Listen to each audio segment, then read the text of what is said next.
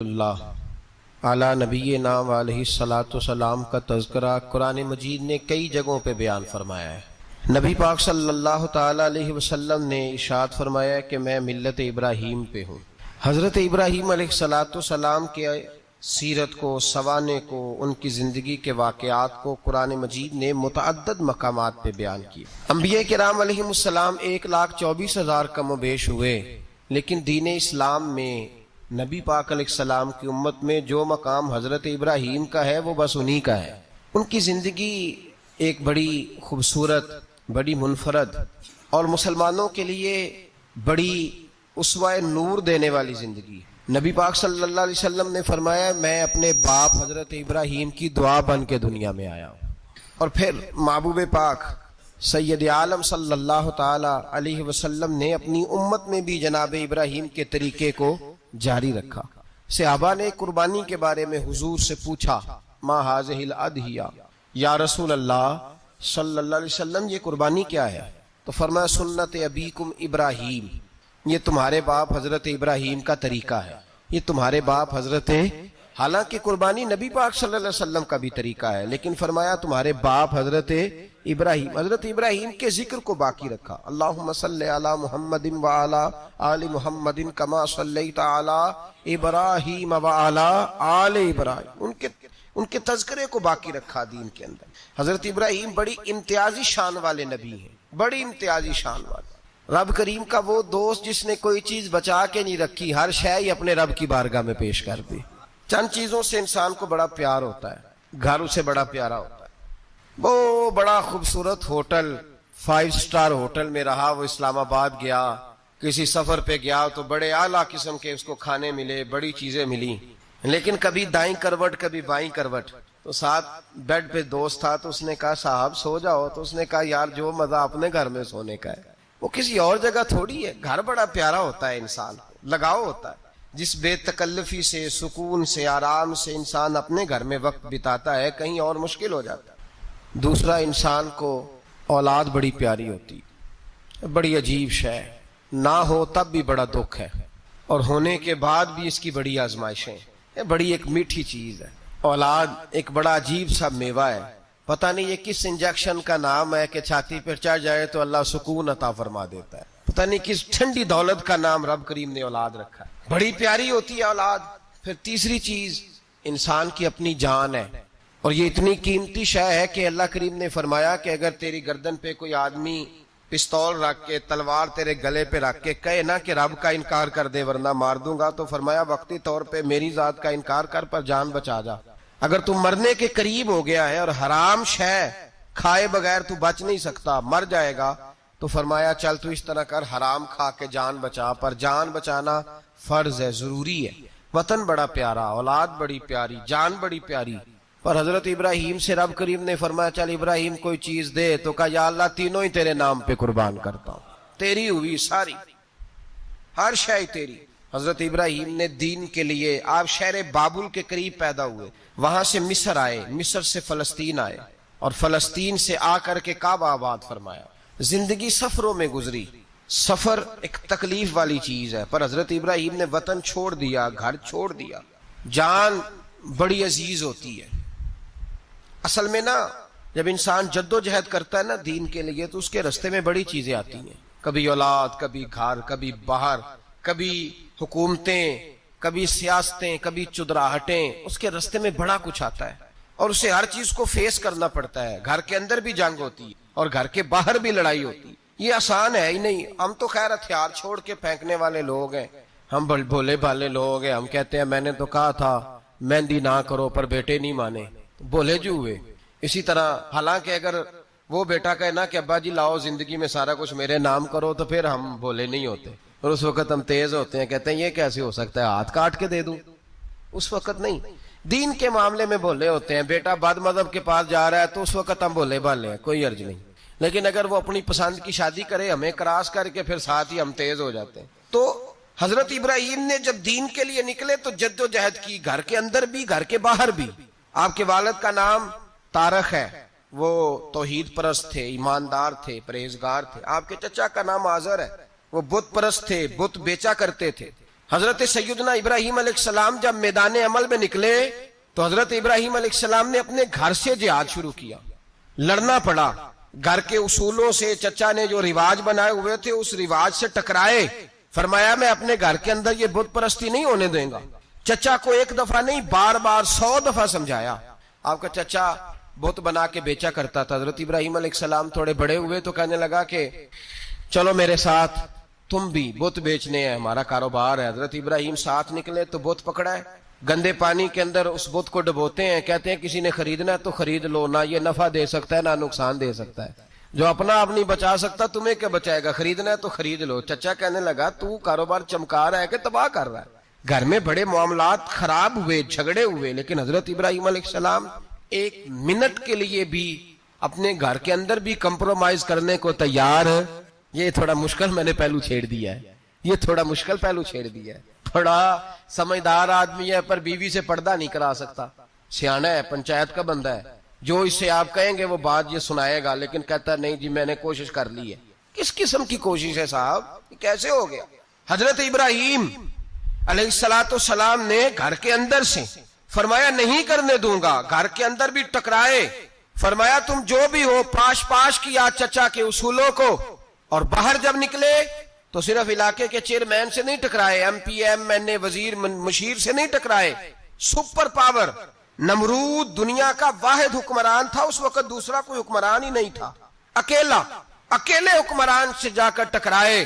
کوئی ساتھ فوج نہیں تھی, کوئی ساتھ ان کے طاقت بظاہر دنیا داری کی کوئی نہیں تھی, پر حضرت ابراہیم جا کے ٹکرائے. اور میرے رسول پاک صلی اللہ علیہ وسلم نے سند بیان کی. فرمایا افضل الجہاد کلمۃ الحق عند سلطان الجابر. فرمایا سب سے افضل جہاد یہ ہے کہ تو ظالم بادشاہ کے سامنے کھڑے ہو کے حق بات بیان کر دے. یہ سب سے بڑا جہاد ہے, یہ سب سے افضل الجہاد کلمۃ الحق عند سلطان الجابر, سب سے بڑا جہاد. حضرت ابراہیم کھڑے ہو گئے, سپر پاور سے ٹکرائے. یہاں ہم لوگ حکمتوں کا شکار ہیں, دیکھیں گے, کریں گے, سوچیں گے, اور مولوی صاحب کو ویسے کہتے ہیں آپ پرہیز کریں سیاسی باتوں سے. بھئی اللہ کے ہر نبی نے جا کے وقت کے ظالم حکمران کو لتاڑا ہے, للکارا ہے. یہ تو مشن انبیاء ہے. حضرت سیدنا ابراہیم علیہ السلام نے جو اس کو جا کے کہا کہ تو جھوٹ بولتا ہے, تو جھوٹا ہے, تو خدائی کا دعویٰ کرتا ہے, تو بہت بڑا ظالم ہے. اور قرآن مجید نے اس ساری بات کو بیان فرمایا. حضرت ابراہیم علیہ السلام سے کہنے لگا میں رب ہوں. تو آپ نے فرمایا میرا رب تو وہ ہے جو زندہ کرتا اور مارتا ہے. تو پھر آپ حق بات بیان کریں گے تو اللہ مارے گا کہ بندہ مارے گا؟ کچھ بھی نہیں ہوتا, کیونکہ زندگی موت کس کے ہاتھ میں ہے؟ اللہ کے ہاتھ میں. زندگی موت اللہ, کچھ بھی نہیں ہوتا. انسان صحیح سمت کا تعین کرے اور صحیح چلے.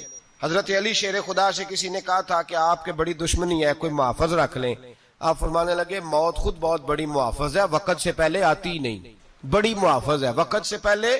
علامہ نورانی رحمت اللہ تعالی علیہ کراچی جیسے شہر میں رہا کرتے تھے, جہاں گام پہ خطرہ تھا.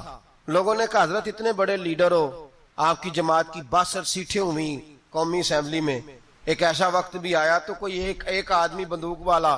آپ فرمانے لگے مجھے ضرورت ہی نہیں, اس لیے کہ جس خدا رسول کے لیے میں نکلا ہوں وہ خود ہی حفاظت کرنے والے ہیں, ضرورت نہیں ان چیزوں. تو بھائی حضرت ابراہیم ٹکرائے, اور آپ کا انداز کیا ہے؟ جا کے کہا کہ تو نہیں, خدا وہ ہے جو زندہ کرتا. اور اس نے ایک بیوقوفوں جیسی دلیل دی. ایک آدمی کو کل پھانسی دینی تھی تو اس کو بلایا, کہنے لگا تجھے کب پھانسی ہے؟ اس نے کہا کل. کہنے لگا جا تجھے آزاد کیا, زندگی دی, اس کو چھٹی دے دی. ایک عام آدمی بیچارہ بیٹھا تھا, اس کو پکڑ کے نا کہنے لگا اس کی گردن اڑا دو. کہنے لگا دیکھ لو میں بھی زندہ کرتا اور مارتا ہوں, وہ جو کل مرنے والا تھا میں نے زندہ کر دیا ہے, اور جس کو پتہ ہی نہیں تھا کہ میں نے مرنا ہے اسے پکڑ کے میں نے مار دیا ہے. یہ بیوقوفوں جیسی دلیل ہے. حضرت سیدنا ابراہیم علیہ السلام چاہتے تو اسی وقت دلیل توڑ دیتے کہ تو کیا بیوقوفوں جیسی بات کر رہا ہے, اگر تو زندگی دیتا ہے تو مرے ہوئے میں جان ڈال کے دے جس کو تو نے مارا ہے. لیکن حضرت ابراہیم نے دیکھا کہ بیوقوف ہے, بیوقوفوں سے بحث نہیں ہوتی, دلیل بدل لی جاتی ہے, ان کی عقل کے مطابق بات کی جاتی ہے. حضرت ابراہیم فرمانے لگے میرا رب وہ ہے جو سورج مشرق سے نکالتا ہے اور مغرب میں غروب کرتا ہے. تو اگر رب ہے تو تو مغرب سے نکال کے مشرق میں غروب کر. فبہت الذی کفر, کافر لاجواب ہو گیا, اس کے پاس اس چیز کا کوئی جواب نہیں تھا. علامہ اسماعیل حقی نے خوبصورت فقرہ لکھا ہے, خوبصورت, جان ڈال دی ایک جملہ کہہ کے. حضرت سیدنا علامہ اسماعیل حقی رحمت اللہ علیہ فرمانے لگے چونکہ نمرود بیوقوفوں جیسی باتیں کر رہا تھا, اگر وہ یہ کہہ دیتا نا کہ میں سورج کو نکالتا ہوں مشرق سے، میں غروب کرتا ہوں معاذ اللہ مغرب میں نکالتا ہوں، تو آپ اپنے رب سے کہیے کہ وہ مغرب سے نکال کے مشرق میں غروب کرے۔ علامہ اسماعیل حقی فرماتے ہیں رب کریم کی آواز قدرت تھی، مالک حضرت ابراہیم علیہ السلام کے اس اگر وہ کہہ دیتا اور حضرت ابراہیم دعا کر دیتے تو رب کریم نے فرشتوں کو تیار بٹھایا ہوا تھا۔ فرمایا اگر یہ کہہ دے میرے خلیل سے کہ سورج مغرب سے نکال کے مشرق میں غروب کرنا ہے تو تیار رہنا، جس طرح خلیل کہیں گے ویسے ہی کر دیں گے۔ وَاتَّخَذَ اللَّهُ ابراہیم خلیلا، ابراہیم ہمارا دوست جو ہوا، جیسے کہے گا ویسے کر دیں گے۔ حضرت سیدنا ابراہیم علیہ السلام کی باتوں کا جب جواب نہ دے سکا، دلیل نہیں بندہ دیتا، پھر لڑائی کرتا ہے، پھر جھوٹے موٹے اعتراض کرتا ہے۔ دلیل ختم ہوتی ہے تو لوگ ذاتیات پہ اترتے ہیں، کہتے ہیں یہ کھانستا صحیح نہیں، دیکھتا صحیح نہیں۔ دلیل ختم، اب ذاتیات پہ اترے، کہنے لگے مجھے پتہ چلا ہے کہ یہ فلانی جگہ گیا تھا تو وہاں جا کے اس نے اس طرح کیا ہے۔ پھر لوگ ذاتیات پہ اترتے ہیں، جب دلیل کا جواب دلیل سے نہیں دے پاتے پھر ذاتیات پر اتر کر حملے کرتے ہیں۔ حضرت ابراہیم کے دلائل کا جواب نمرود نہ دے سکا تو کہنے لگا کہ اس کو آگ میں ڈال دو۔ قوم گئی ہوئی تھی ساری، آپ نے بات سنی ہوئی ہے، میں نے صرف اشارہ دینا ہے، میلے پہ تو حضرت سیدنا ابراہیم علیہ السلام نے سارے بت توڑ دیے، کلاڑا بڑے بت کی گردن پہ رکھا، واپس آئے کہنے لگے بت کس نے توڑے ہیں؟ تو فرمایا اس سے پوچھ لو جس کی گردن پہ کلاڑا ہے۔ کہنے لگے یہ تو بول ہی نہیں سکتا، تو فرمانے لگے بڑے بیوقوف ہو جو بولتا ہی نہیں، سنتا ہی نہیں، اپنا آپ نہیں بچا سکتا، اس کی پوجا کرتے ہو؟ کہنے لگے پکڑو دلیلیں ختم ہو گئی، اس کو آگ میں ڈالو۔ بہت بڑی حویلی 45 فٹ مربع پہ مشتمل ایک حویلی بنائی گئی اور 45 فٹ اونچی۔ مختلف روایات، علامہ اسماعیل حقی کہتے ہیں کہ 3 مہینے تک نمرود نے کہا کہ اس کے اندر لکڑیاں ڈالو۔ لوگ پوچھنے لگے کتنی دنیا جلانی ہے؟ کہنے لگا بندہ تو ایک جلانا ہے پر بندہ بڑا تگڑا ہے، ایک بندہ۔ 3 مہینے لکڑیاں ڈالی گئیں، اور لوگوں کی جو تہمات ہوتی ہیں نا وہ بڑی عجیب ہوتی ہیں۔ تہمات میں نے بڑی تفصیل سے رمضان المبارک میں گفتگو کی تھی، بدشگونی تہمات لوگ لیتے ہیں، اس وقت بھی لوگ تہمات کا شکار ہو گئے، عقیدہ بگڑ جاتا ہے تو وہ عجیب و غریب باتیں کرنے لگتا ہے، تہمات کا شکار ہو گئے۔ بیبیاں نظر مانتی، میں بیمار ہوں اگر صحیح ہو گئی تو اتنے من لکڑی دوں گی حضرت ابراہیم کی آگ جلانے کے لیے۔ ایک عورت لے کے جا رہی ہے لکڑیاں، تو ایک نیک دل آدمی نے اس سے پوچھا کہاں جا رہی ہو؟ کہنے لگی میں نے منت مانی تھی تو حضرت ابراہیم علیہ السلام کو معاذ اللہ جلانے کے لیے لکڑیاں لے کے جا رہی ہوں۔ تو وہ رب کریم کے بندے کہنے لگے تو ڈھونڈتی رہے گی، تجھے وہ جگہ ملے گی نہیں۔ وہ بی بی کئی مہینے گھومتی رہی، جگہ ہی نہیں ملی جہاں لکڑیاں ڈالنی، ماری گئی۔ تہمات کا شکار ہوئے بہت سارے لوگ، تہمات کا۔ بھائی تہمات دین کے اندر منع ہے، تہمات دین میں کوئی نظر ماننا، کوئی کسی بزرگ کے مزار پہ جا کے سالے ثواب کے لیے کوئی چیز ماننا، یہ تو درست ہوا، لیکن غیر شرعی نظریں مان لینا کہ میں آ کے گرد چکر لگاؤں گا، میں جناب وہاں جا کے یہ والا تماشا کروں گا، میں دھاگا باندھوں گا، میں رسا کاٹوں گا، میں وہاں گندے اور سے پانی پیوں گا، ان کی شریعت اجازت، یہ تہمات ہیں، بدشگونی ہے، دین میں ان کی کوئی گنجائش۔ آپ نظر ماننے سے پہلے بھی کسی عالم سے رابطہ کریں کہ میں منت مانگنے لگا ہوں تو کیسے ماننی چاہیے، اس کا طریقہ پوچھ، ایسے ہی غلط چیز کی منت تھوڑی مان لی جائے گی۔ بہرحال آمدام برسرے مطلب حضرت ابراہیم کے لیے آگ جلائی گئی، 45 فٹ اونچی آگ ہے، پرندہ بھی اوپر سے گزرتا ہے تو نیچے گر جاتا ہے جل کے، اتنے دن لگا کے آگ جلائی گئی۔ اب حضرت ابراہیم کو جلایا جانے لگا ہے۔ یہاں تو موجیں ہے نا، جو کسی ادارے کا سربراہ ہے اس کے لیے موج ہے، کسی جگہ آفیسر بن گیا تو موج ہے، پیر صاحب کے لیے موج ہے، علامہ صاحب کے لیے موج ہے، خطیب صاحب کے لیے موج ہے۔ جلنا کس کو پڑتا ہے؟ وہاں علی کوئی نہیں رہا اللہ ماشاءاللہ، وہ لوگ گزر گئے جو تکلیفیں سہ کے کام کرتے تھے، گزر گیا زمانہ۔ حضرت سیدنا ابراہیم علیہ السلام کو جلایا جانے لگا ہے تو اب اتنی بڑی آگ ہے تو ڈالیں کیسے؟ شیطان نے تجویز دی کہ منجنیق بناؤ، منجنیق، بڑے بڑے بانس باندھ کے ان کے نیچے رسا باندھو، وہ جس طرح جھولنے کے لیے جھولا بنایا جاتا ہے اس طرح ایک منجنیق، پرانے زمانے میں اس میں پتھر رکھ کے پھینکے جاتے تھے دشمنوں پہ، وہ منجنیق بنائی گئی کہ دور سے حضرت ابراہیم کو پھینکیں گے، ہاتھ حضرت ابراہیم کے باندھ دیے، پاؤں مبارک باندھ دیے، پوری زمین پہ ایک نام لینے والا خدا کا، اور اس کو آج رسیوں میں جکڑا ہوا ہے۔ جب پھینکا جانے لگا نا آگ میں، حوریں رونے لگی، فرشتے تڑپنے لگے، اے اللہ یہ کیا ہونے لگا ہے، ایک تیرا خلیل اور وہ بھی آگ میں۔ فرمایا جاؤ جا کے اس سے کہو اگر تمہاری مدد لیتا ہے تو اسے بچاؤ۔ ہوا کا فرشتہ آیا، کہا ابراہیم اگر تو کہے، او بھائی ان چیزوں کو کہانی سمجھ کے نہ سنا کریں، یہ داستان نہیں، یہ وہ طریقے ہیں جو ہمارے رسول نے ہمیں اپنانے کا حکم ارشاد فرمایا ہے. جو عقیدے، یہ وہ نظریات ہے جو ہمیں اوڑھنے کو کہا گیا. اپنے رب کریم کی رضا پہ راضی رہنے کے یہ وہ خوبصورت مواقع ہیں صوفیاء نے جن کو بنا کر سمجھا کر ہم تک پہنچایا ہے. یہ ہے اہل طریقت کی باتیں. وہ کہتے ہیں یار جس حال میں رکھے راضی رہنا ہے. حضرت ابراہیم علیہ السلام کو پھینکا جا رہا ہے، فرشتہ آیا، اے اللہ کے خلیل اگر حکم دو تو اتنی ہوا چلاؤں کہ نمرودی جل جائے، سارے آگ ان پہ پھینک دی جائے. آپ نے فرمایا تو جا، تجھ سے مجھے کوئی کام نہیں. تھوڑی دیر کے بعد پانی کا فرشتہ آیا، کہا حضور اتنی بارش برساؤں گا کہ آگ بجھ جائے گی. فرمایا تو جا، تجھ سے کوئی کام نہیں. اب جب منجنیق میں رکھ دیے گئے، آگ میں جانے کا لمحہ ہے، تیاری ہے، حضرت جبریل امین حاضر خدمت ہوئے. کہا ابراہیم کوئی حاجت؟ فرمایا تجھ سے کوئی نہیں. کہا چلو مجھ سے نہیں تو رب کریم سے ہی بات کر لو، مجھے پتا ہے میں چھوٹا ہوں، آپ مجھ سے مدد کیوں لوگے، رب کریم سے ہی بات کر لیں. تو حضرت ابراہیم کہنے لگے جبریل یہ بتا، رب کو نہیں پتا اس کا خلیل کس حال میں ہے؟ اسے نہیں پتا میں کس حال میں ہوں، میرے ہاتھ بندے ہیں، پیر بندے ہیں آگ میں، اسے نہیں پتا. بتایا تو اسے جاتا ہے جس سے خبر نہ ہو. تو اگر اسے پتا ہے تو اگر وہ جلانے پہ راضی ہے تو میں بھی جلنے کو تیار ہوں، میں تیار ہوں، میں تیار ہوں. اسے کہو ٹھیک ہے. حضرت سیدنا ابراہیم علیہ السلام کو منجنیق میں ڈال کے جو پھینکا آگ میں، یا نار کونی بردم و سلاما علی ابراہیم، اللہ نے فرمایا اے آگ میرے ابراہیم پہ ٹھنڈی بھی ہو جا اور سلامتی والی بھی ہو جا. حضرت ابراہیم کو دو فرشتوں نے بٹھا دیا زمین پہ. پھول کھلے ہیں، کونپلیں مہک رہی ہیں، کلیاں خوشبو دے رہی ہیں. حضرت ابراہیم نے سر سجدے میں رکھ دیا، سبحان اللہ والحمد للہ ولا الہ الا اللہ واللہ اکبر. حضرت ابراہیم اللہ کی تسبیح پڑھنے لگے، رب کریم کا شکر بجا لانے لگے. نکلے وہاں سے، کچھ دن گزر گئے، نکلے، حکم ہو گیا ابراہیم علاقہ چھوڑ دو. حضرت ابراہیم علیہ السلام وہاں سے نکل کے مصر آئے، چچا کے پاس ٹھہرے. انہوں نے اپنی بیٹی جناب سارہ کا نکاح کر دیا. کچھ آگے بڑھے تو ایک ظالم بادشاہ سے ٹکرائے. اس نے ایک شہزادی، ایک بادشاہ کی بیٹی قید کی ہوئی تھی، جناب ہاجرہ نام تھا. ان کو قید سے چھڑا کے ساتھ لائے. حضرت لوط علیہ السلام بھی ساتھ. یہ 4 لوگوں کا قافلہ چلا، فلسطین میں جا کے پڑاؤ ڈالا، گھر بار چھوڑا، تبلیغ شروع ہوئی. حضرت ابراہیم کے گھر میں 2 خواتین ہیں، ایک آپ کی بیوی ہیں، ایک حضرت ہاجرہ ہیں. اولاد کوئی نہیں. بڑا میوہ ہے میٹھا. گھر وہی آباد ہوتا ہے جس میں بچے روتے ہیں، گھر ہوتا ہی وہ ہے جس میں بچوں کی چنچناہٹ ہوتی ہے، بھن بھناہٹ ہوتی ہے. حضرت ابراہیم نے ایک بچہ روتے ہوئے دیکھا تو آنکھوں میں آنسو آئے. کہنے لگے ربی حب لی من الصالحین، یا اللہ مجھے بھی نیک اولاد عطا کر دے. حضرت سارہ نے سن لیا. کہنے لگی ابراہیم شاید میرے بطن سے تو آپ کو نصیب نہیں، ہاجرہ سے نکاح کر لو. جناب ہاجرہ سے نکاح ہوا. اللہ تو بڑا بے نیاز ہے، رب کریم نے حضرت اسماعیل جیسا خوبصورت بیٹا عطا فرمایا.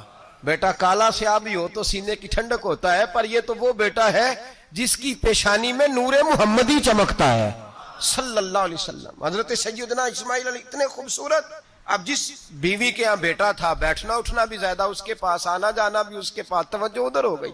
جناب سارا رشک کرنے لگی. ایک دن کہنے لگی اسے چھوڑا جنگل میں، وادی غیر ذی زرع، مکے کے پاس. بھائی ایک بیٹا عالم دین بنا لو. کہنے لگا روٹی کہاں سے کھائے گا؟ تیرے 5 بیٹے ہیں، کو حافظ قرآن بنا. کہتے روٹی کہاں سے کھائے گا؟ وہ بچہ بھی کہتا ہے میں کہاں سے کھاؤں گا. حضرت ابراہیم علیہ السلام تو چند مہینے کا بچہ چھوڑ آئے، تو کہاں سے روٹی کھائی حضرت اسماعیل نے؟ کہاں سے کھائی ان کی اماں نے روٹی؟ بھوکے مر جاتے ہیں یہ سارے. میں بڑی ذمہ داری سے کہا کرتا ہوں کہ جتنی خوبصورت روٹی اللہ کریم دین کے خادموں کو عطا کرتا ہے شاید کسی اور کے نصیب ہوتی، لیکن ہم لوگ توجہ ہی نہیں کر رہے. ہمارا ذوق ہی نہیں بن رہا، ہم یہ محنت ہی نہیں کر رہے کہ قوم کو مستند علماء کی ضرورت ہے. علاقوں کے علاقے خالی ہیں، ادھر ہمارا مزاج ہی نہیں بن رہا، توجہ ہی نہیں دین کی خاطر. اور پھر چلے بچے تو بعد کی بات ہے نا، جو ابھی خود جوان ہے وہ بھی یہ دعا. ایک صاحب مجھے کہنے لگے میں دعا مانگ رہا ہوں اللہ مجھے بیٹا دے تو میں اسے دین پہ لگاؤں گا. تو میں نے کہا آپ بھی بوڑھے نہیں ہوئے، آپ خود ہی لگ جائیں. بیٹا تو ابھی آئے گا تو لگے گا نا. تو آپ تو اس وقت ہے تو آپ تو پہلے لگے نا صاحب. 2 گھنٹے تو نکال کے آئے، دین سیکھنے کو کافی ہے. آپ اتنی لمبی سوچ رہے ہیں کہ بچہ آئے گا تو بڑا ہوگا تو وہ جائے گا تو دیکھی جائے گی. ابھی تو آپ ہیں تو آپ تو آؤ. حضرت ابراہیم نے بچہ وہاں چھوڑا. یہاں سے جو عمرہ کرنے لوگ جاتے ہیں نا، جو حج کرنے جاتے ہیں، ان کو پتا ہے کہ وہاں دنیا کی ہر نعمت ملتی ہے، پھر بھی ڈبل ٹرپل پیسے لوگ جیبوں میں ڈال کے جاتے ہیں. حضرت ابراہیم جب وہاں لے کے گئے تو کوئی انسان نہیں تھا، پانی کا قطرہ نہیں تھا، 2 کلو کھجوریں، ایک مشکیزہ. بیوی کو تھمایا. ہمارے گھر میں ہزاروں چیزیں پڑی ہیں لیکن وہ جو توکل ہے نا وہ ختم ہو گیا ہے. اللہ دے گا، حلال حلال پہ قناعت کریں، جائز جائز پہ بھروسہ کریں، رب کریم عطا کرنے والا ہے، وہ مزاج ختم ہو گیا۔ حضرت سیدنا ابراہیم علیہ السلام 2 کلو کھجوریں 1 مشکیزہ پانی کا دے کر کے اور وہاں بٹھایا آپ نے اپنے بچے کو اور اپنی زوجہ جناب ہاجرہ کو، اور بٹھا کر کے واپس پلٹنے لگے تو حضرت ہاجرہ سلام اللہ علیہ نے آواز دی، کہا ابراہیم کس کے سہارے پہ چھوڑ کے جا رہے ہیں؟ جہاں آب زمزم کا کنواں ہے نا، جو لوگ گئے ہیں جنہوں نے صفا مروہ کی صحیح کی ہے، صفا مروہ سے باہر نکلے نا، سرکار کی ولادت کا مقام ہے، اس جگہ پہ آب زمزم کا کنواں تھا، وہاں حضرت سیدنا ہاجرہ کو بٹھایا، کوئی چیز نہیں، کوئی درخت نہیں، کوئی کھیت نہیں، کوئی پانی نہیں، کوئی کنواں نہیں، وہاں بٹھایا اور بٹھا کر کے نکلنے لگے تو جناب ہاجرہ فرمانے لگی ابراہیم کس کے سہارے پہ چھوڑ کے جا رہے ہو؟ کہنے لگے اللہ کے سہارے پہ۔ تو پاک باز بی بی نے ایک لفظ پوچھا، کہا ابراہیم یہ میرے رب کا حکم ہے، یہ میرے بس جن کا عقیدہ توحید مضبوط ہو ان کے لیے ایک جملہ کافی ہوتا ہے، یہ میرے اللہ کا حکم ہے؟ تو جناب ابراہیم علیہ السلام فرمانے لگے ہاجرہ ہاں رب کا حکم ہے۔ جب یہ لفظ کہے تو چاہیے تھا نا حضرت ابراہیم تسلی دیتے، تو بی بی صاحبہ تسلی دینے لگی، عرض کرنے لگی ابراہیم اگر اللہ کا حکم ہے تو پھر آپ ہماری فکر نہ کرنا، اگر یہ رب کا حکم ہے تو پھر ہماری فکر نہ کرنا، جس رب نے ہمیں یہاں تک پہنچایا ہے وہ ہمیں کبھی بھی ضائع نہیں فرمائے گا، پھر فکر نہ کرنا۔ حضرت ابراہیم آ گئے، بات آپ نے سنی ہوئی ہے، اشارہ کرنا مقصود ہے۔ 13 سال میں چلے مان بھی لیا جائے بعض روایات کی روشنی میں کہ آتے جاتے بھی رہے، لیکن مکمل دیکھ بھال اپنے بچے کی پرورش میں پورا حضرت ابراہیم علیہ السلام کا کردار، سارا کردار ماں کا تھا۔ میں جب خواتین کے بارے میں کوئی بات کرتا ہوں تو میں آپ کو اکثر کہتا ہوں کہ یہ صرف بیوی کے لیے حکم نہیں ہوتا، یہ ٹریننگ بیٹی کو دینی ہے اور بہن کو دینی ہے، یہ تربیت کریں اپنے گھر میں۔ میں تجربے کی روشنی میں یہ بات عرض کیا کرتا ہوں کہ بھائی بچے باپ کے فرما بردار اس وقت ہوتے ہیں جب اماں انہیں باپ کا فرما بردار کرتی، اور بچے باپ کے نافرمان بھی تب ہوتے ہیں جب اماں انہیں باپ کا۔ میں نے اپنے کانوں سے سنا ایک دفعہ ایک بچہ اپنے باپ سے کہہ رہا ہے آپ نے تو ساری زندگی باہر گزار دی، پیسے کمانا کون سا مشکل کام ہے، دکھ سکھ تو سارے اماں نے برداشت کیے، سکولوں میں وہ جاتی تھی، فلانا کام وہ کرتی تھی، فلانا کام۔ اب یہ سوچ اس کی ذاتی تو نہیں، یہ اس کو دی گئی ہے، اور اگر اس کو یہ سوچ دے دی جائے کہ اماں کہے کہ میں تو اپنوں میں رہی ساری زندگی، میں نے تو اپنوں میں وقت گزارا، اور تیرا باپ تو کئی دفعہ جنازے بھی نہیں پڑھ سکا، اس نے تو ماں باپ ایسے دفن کر دیے، وہ اگر یہ سوچ فراہم کرے تو پھر بچہ باپ کا فرما بردار ہوتا ہے۔ اور یہ والی روایتیں ہم بیوی کو سناتے ہیں، حالانکہ کس کو سنانی چاہیے؟ بولیے، بہن اور بیٹی کو، بہن اور بیٹی کو سنائیں یہ باتیں، ان کو سمجھائیں تاکہ آگے جا کے وہ جو گھر ترتیب دیں وہ گھر بڑا عمدہ اور نکھرا ہوا ہو۔ حضرت سیدنا ابراہیم 13 سال کے بعد آئے، چونکہ گھر میں اللہ تبارک و تعالیٰ کی دوستی کا چرچا تھا، اللہ تبارک و تعالیٰ کی محبوبیت کا غلبہ تھا۔ 13 سال کے بعد فلما بالغ معہ سعیا، بیٹا جب اتنا بڑا ہوا کہ سال چلنے لگا تو حضرت ابراہیم نے اپنے بیٹے کو بلا کے کہا بیٹا مجھے خواب آئی ہے، میں تجھے ذبح کر رہا ہوں، تیری کیا رضا ہے؟ تو حضرت اسماعیل کہنے لگے یا ابت افعل ما تؤمر، ابا جی اللہ جیسے حکم دیتا ہے میرے ساتھ ویسے ہی کریں، جیسے اللہ حکم دیتا ہے ویسے ہی، بولیے ویسے ہی کریں۔ حضرت ہاجرہ کو کہا کہ ایک دوست نے دعوت کی ہے تو وہاں جا رہے ہیں، بی بی مطمئن ہے، تفصیلات کی ضرورت نہیں، ختم بات، اعتبار ہے، مطمئن ہو گئی۔ شیطان پیچھے سے آیا اماں کے پاس، ذرا تھوڑی دیر کے لیے تصور جمائیے، یہاں تو پڑوسن آ کے کوئی بات بتا دیتی ہے خاوند کے بارے میں تو کئی مہینے جھگڑا جاری رہتا ہے، پڑوسن محلے دار۔ شیطان نے آ کے بتایا لفظ کیا ہے؟ کہا حضرت تمہیں پتا ہے کہاں جا رہے؟ کہا دوست کی دعوت میں۔ تو کہنے لگے دوست کون ہے؟ رب کریم، اور ابراہیم کا خیال ہے کہ اس رب نے مجھے حکم دیا ہے کہ میں ذبح کروں۔ تو حضرت ہاجرہ کہنے لگی کبھی باپ بھی بیٹا ذبح کرتے ہیں؟ شیطان کہنے لگا ان کا خیال ہے کہ ان کے رب نے حکم دیا ہے۔ تو جناب ہاجرہ فرمانے لگی اگر رب نے حکم دیا تو پھر تو مجھے شیطان لگتا ہے، تو مجھے شیطان لگتا ہے۔ کہا کیا مطلب؟ فرمانے لگی اگر رب کریم کا حکم ہے تو میرے پاس ایک اسماعیل ہے، اگر 1000 بھی ہوتے میں سارے اللہ کے راستے میں پیش کر دے دیتی، مالک کا ہی تو ہے سارا کچھ، اسی کا ہے، اس میں لیت اللہ کی کیا گنجائش؟ حضرت سیدنا ابراہیم علیہ السلام نے بیٹے کے حلق پہ چھری رکھ بھی دی اور چھری چلا بھی دی، رکھ بھی دی، اور وہ تو اللہ کریم نے فرمایا یا ابراہیم قد صدقت الرؤیا، ابراہیم تو نے خواب سچا کر دکھایا، وہ قیامت تک تیرا نام رہے گا۔ حضرت ابراہیم نے وطن بھی دیا، جان بھی دی، بیٹا بھی، اللہ کریم نے دمبے دیے، فرمایا یہ فدیہ ہے۔ اب یہ قربانی قیامت تک حضرت ابراہیم کے طریقے کے مطابق جاری ہے، حضرت ابراہیم کے حضرت ابراہیم بہت بڑے مہمان نواز تھے، بہت بڑے۔ آپ جب مصر میں قیام تھا تو بڑے بڑے لمبے چوڑے لنگر پکتے تھے، لوگ آیا جایا کرتے تھے، بڑا تفصیل کے ساتھ کھانا ہوتا تھا۔ مہمان نوازی آپ کی خاص صفت مبارکہ ہے۔ ہمارے ہاں بھی مہمان نوازی ہوتی ہے امیروں کی، بلکہ اب تو مہمان نوازی اس طرح کی ہے کہ کل تیری میرے پاس دعوت ہے اور پرسوں میری تیرے پاس ہے۔ وہی امیروں میں وہ چکر رہتا ہے، پارٹیاں دوست ایک دوسرے کو ڈالتے ہیں، تیری طرف پارٹی تیری طرف، اور اسی انداز میں اب یہ عید آئے گی نا، ٹکا پارٹیاں ہوں گی جگہ جگہ، اور لوگ سوال پوچھنے لگے ابھی سے، کہتے ہیں قربانی کا کتنا گوشت گھر رکھنا جائز ہے، قربانی کا کتنا گوشت گھر رکھنا جائز ہے؟ سارا ہی جی اس لیے فریزر لے لے، فریج سے نہیں کام چلے گا، سارا ہی جہاز گھر رکھنا سارا ہی جائز ہے، رکھ لیں۔ او خدا کے بندے، قربانی وہ بندہ دیتا ہے جو سارا سال ہی گوشت کھاتا ہے، صحیح کہہ رہا ہوں؟ قربانی صاحب نصاب صاحب استطاعت بندہ دیتا ہے نا، تو وہ سارا سال ہی گوشت، تو سارا گھر میں رکھنا بھی جائز ہے، لیکن سارا دے دینا بھی، تو جو آ رہی ہے اس پہ کیوں توجہ کرتے ہو؟ جو دوسرا جائز ہے اس پہ کیوں نہیں عمل کرتے؟ سارا تقسیم کر دیں، بات ختم ہوئی۔ یقین کریں، محرم میں جا کے دوست ٹیلی فون کر کے سوال پوچھتے ہیں، کہتے ہیں صاحب سنا ہے قربانی کا گوشت محرم میں کھانا جائز نہیں۔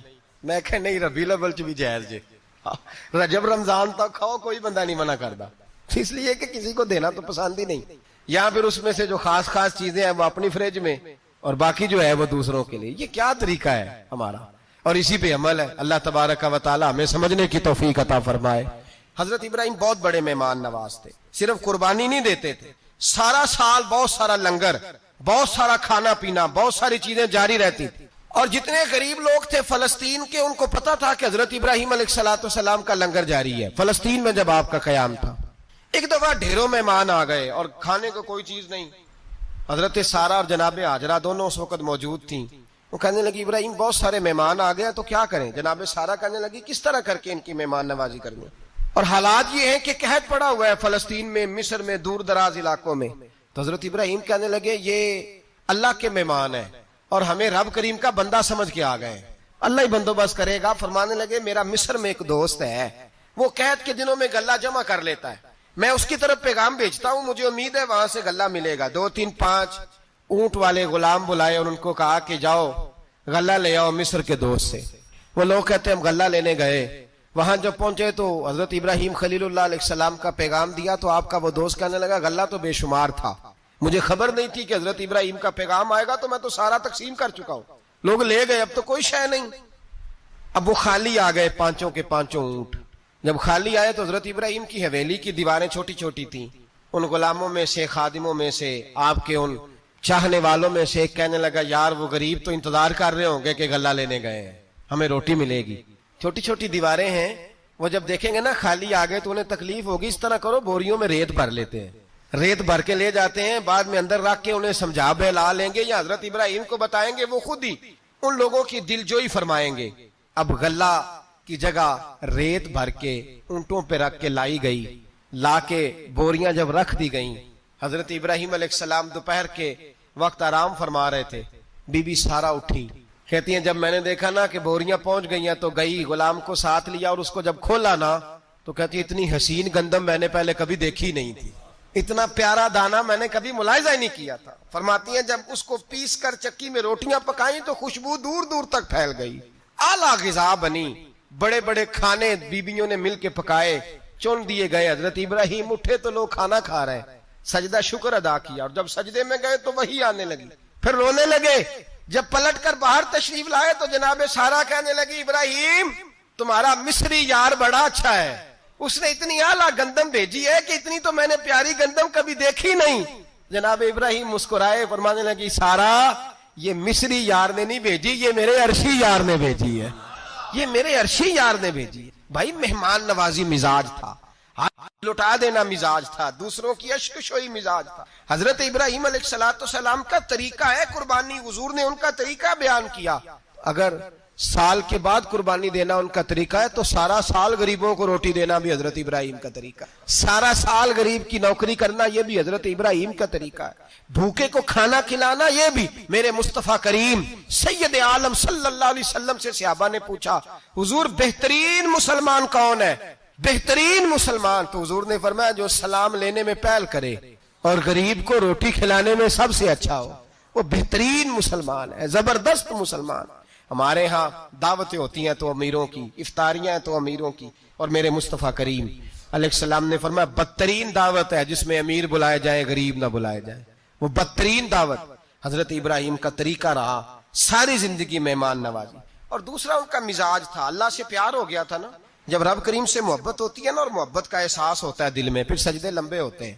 عام آدمی تو نماز بھی نہیں پڑھ سکتا، جسے خدا سے محبت ہوتی ہے وہ تہجد بھی نہیں چھوڑ سکتا۔ وہ یہ محبت کی بات ہے نا، جس کو پیار ہوتا ہے اس کی تہجد بھی ہے، اس کی اشراق بھی ہے، چاشت بھی ہے، اس کے عمرے بھی ہیں، اس کے حج بھی ہیں، اس کے بار بار کعبۃ اللہ کے دیدار بھی ہیں۔ یہ محبت الہی ہے، جوش مارتی۔ ان لوگ سجدہ کرتے ہیں تو اٹھتے ہی نہیں، اللہ کے بندوں سے پیار کرتے ہیں اللہ کی۔ حضرت ابراہیم کو رب کریم سے اتنی محبت تھی، اتنا پیار تھا کہ وہ آپ کی زندگی کے ہر پہلو سے چھلکتا تھا۔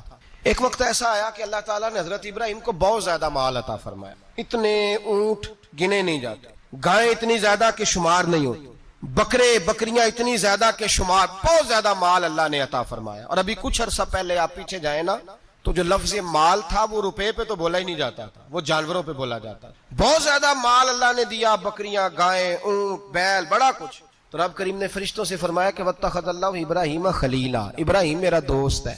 تو فرشتے کہنے لگے یا اللہ جسے اتنا کچھ دیا جائے اس نے دوست تو بننا ہی ہوتا ہے، تو نوازا ہی بڑا ہے، اتنا مال، اتنے کھیت کھلیان، اتنا کچھ۔ اللہ کریم نے فرمایا جاؤ آزمائش کر لو، امتحان لے لو۔ فرشتہ امتحان لینے پہنچ گیا۔ حضرت ابراہیم کے جانور چر رہے ہیں چراگاہ میں، حضرت ابراہیم بھی ہیں، غلام بھی ہیں، بہت بڑا ریوڑ ہے، آپ تشریف فرمائیں۔ ایک فرشتہ آیا تو کھیت میں چھپ کے بیٹھ گیا اور بلند آواز سے کہنے لگا سبحان اللہ والحمد للہ ولا الہ الا اللہ واللہ۔ یہ تسبیح بڑی پسند ہے، محبوب نے ان کی فضیلت بیان کی۔ اب وہ حضرت سیدنا ابراہیم علیہ السلام کھڑے تھے تو وہ کھیت میں بیٹھ کے تسبیح پڑھنے لگا، سبحان اللہ والحمد للہ ولا الہ الا اللہ۔ حضرت ابراہیم کہنے لگے یہ میرے رب کا نام کون لے رہا ہے، بڑی اس کی میٹھی آواز ہے، بڑی کون ہے؟ ڈھونڈنے لگے، گھومتے گھومتے اس کے پاس چلے گئے، فرشتہ انسانی شکل میں، تو میرے رب کا ذکر کر رہا تھا؟ اس نے کہا میں ہی کر رہا تھا۔ فرمانے لگے یار ایک دفعہ پھر نہیں کرتا؟ تو کہنے لگا ابراہیم پہلے تو میں اپنی مرضی سے کر رہا تھا، تو کہتا ہے تو پیسے لگیں گے، پیسے ہیں تو کر دیتا ہوں۔ حضرت ابراہیم کہنے لگے بول تو کیا لے گا، میرے اللہ کا ذکر سنانے کا کیا لے گا؟ کہنے لگا جتنی بکریاں آپ چرا رہے ہیں ساری دے دے تو میں اللہ کا ذکر سنا دیتا ہوں۔ آپ نے فرمایا بس جا تیری ساری ہوئی، میرے رب کا ذکر سنا۔ اور پھر شروع ہو گیا سبحان اللہ الحمدللہ ولا الہ الا اللہ واللہ اکبر۔ حضرت ابراہیم علیہ السلام کیف میں، یار پھر ذرا سنا، نا علما وچ پھسا سانو، تو یار دی گل سنا سانو، ذرا دوبارہ سنا۔ میں پھر سنایا، ایک دفعہ پھر کہا، فرشتہ کہنے لگا بس جی آپ کے پیسے پورے ہو گئے۔ حضرت ابراہیم کہنے لگے چل ایک دفعہ اور سنا۔ کہنے لگا پیسے لگیں گے، تو کیا لے گا؟ کہنے لگا گائیں بھینسیں ساری میری۔ فرمایا بس یار اتنی قیمت، تو سنا صحیح، سارا کچھ ہی تیرا۔ پھر شروع ہو گیا سبحان اللہ والحمدللہ ولا الہ الا اللہ واللہ اکبر۔ گائیں دے دیں، بھینسیں دے دیں، وہ ذکر سناتا ہے۔ حضرت ابراہیم کبھی مچلتے ہیں، کبھی روتے ہیں، کبھی آہیں بھرتے ہیں، تو میرے رب کا نام لے رہا ہے، ذرا پھر سے لے۔ کیف جاری ہے۔ کہنے لگا بس بھائی۔ حضرت ابراہیم فرمانے لگے تو اور لے لے جو لینا ہے، مجھے ذکر سنا۔ اس نے کہا ابراہیم بکریاں میں لے چکا، گائے بھینسیں میں لے چکا، اونٹ رہ گئے، سارے لے لوں گا پھر ذکر سناؤں گا۔ فرمایا جا تیرا ہوا تو ذکر سناتا رہ، میں دیتا ہوں۔ دے دیا، کچھ دیر ذکر کیا تو اب خاموش ہو گیا۔ حضرت ابراہیم خلیل اللہ علیہ السلام فرمانے لگے ذکر سنا۔ کہنے لگا ابراہیم اب تیرے پاس دینے کو کیا ہے، ہر چیز تو میں لے چکا۔ آپ فرمانے لگے یہ گائے بھینسیں بکریاں چرانے کے لیے تجھے کوئی نوکر ملازم بھی تو چاہیے نا، تو اس طرح کر مجھے رکھ لے، میں روٹی نہیں مانگوں گا، کھانا نہیں مانگوں گا، تو اللہ کا ذکر سناتا رہنا، میں تیرے جانوروں کی نوکری کرتا رہوں گا۔ حضرت ابراہیم علیہ السلام نے جب یہ کہا نا، فرشتے کی آنکھوں میں آنسو آ گئے۔ تر دامنی پہ شیخ ہماری نہ جائیے، ہم دامن نہ چھوڑ دیں تو فرشتے وضو کریں۔ فرشتہ رو پڑا اور کہنے لگا ابراہیم مجھے سینے سے لگاؤ، آپ واقعی اس قابل ہے کہ اللہ آپ کو اپنا دوست بنائے، واقعی اس قابل ہے کہ رب آپ کو اپنا۔ حضرت ابراہیم علیہ السلام کا خدا سے محبت کرنے کا نرالا انداز۔ اور میرے بھائی یہی محبت انہیں میرے مصطفیٰ سے بھی تھی۔ ایک نبی گھر بنا رہا ہے، دوسرا بنوا رہا ہے۔ حضرت اسماعیل علیہ السلام پتھر اٹھا کے لا رہے ہیں، جناب ابراہیم بنا رہے ہیں۔ جب خانہ کعبہ بن گیا تو کہنے لگے ربنا وابعث فیہم رسولا، اے اللہ اب اسے بسانے کے لیے اپنا آخری رسول بھی عطا فرما۔ نبی پاک فرماتے ہیں میں دعا ہوں حضرت ابراہیم کی۔ یہ قربانی حضرت ابراہیم کا طریقہ ہے۔ حضور نے اگرچہ نبی پاک کی اپنی سنت تھی، یہ بھی کہہ سکتے تھے سنتی و سنت ابیکم ابراہیم، میری سنت ہے اور تمہارے باپ ابراہیم کی سنت ہے، یہ نہیں فرمایا۔ جب صحابہ نے کہا قربانی کیا ہے، فرمایا سنت ابیکم ابراہیم، یہ تمہارے باپ ابراہیم کی سنت ہے۔ ہر صاحب نصاب پر قربانی واجب ہے، جو زکوٰۃ کا نصاب رکھتا ہو اس پر قربانی واجب ہے، یعنی ضروریات سے زیادہ اتنے پیسے، جتنے پیسوں سے زکوٰۃ فرض ہوتی ہے اتنے پیسے جس آدمی کے پاس قربانی سے پہلے پہلے آ جائیں اس آدمی پر قربانی کرنا واجب ہے۔ بکرا، چھترا، دمبا 1 سال کا یا دمبا 6 مہینے کا ہو پر اتنا بڑا محسوس ہوتا ہو کہ لگے کہ 1 سال کا ہے، اس کی قربانی ہو سکتی ہے۔ جانور میں کوئی عیب نہیں ہونا چاہیے، اتنا کمزور نہ ہو کہ ذبح جہاں اسے کرنا ہے وہاں وہ چل کے جا نہ سکے، اتنا کمزور جانور نہ ہو، اس کے اندر بظاہر کوئی اتنا بڑا نقص نہ پایا جاتا ہو، کانا نہ ہو، لنگڑا نہ ہو، کوئی اس کی ہاتھ نہ کٹے ہوئے ہو، ایسا نقص جو واضح ہو۔ بکرا 1 سال کا، گائیں اور بھینس یہ 2 سال کی، اونٹ 5 سال کا۔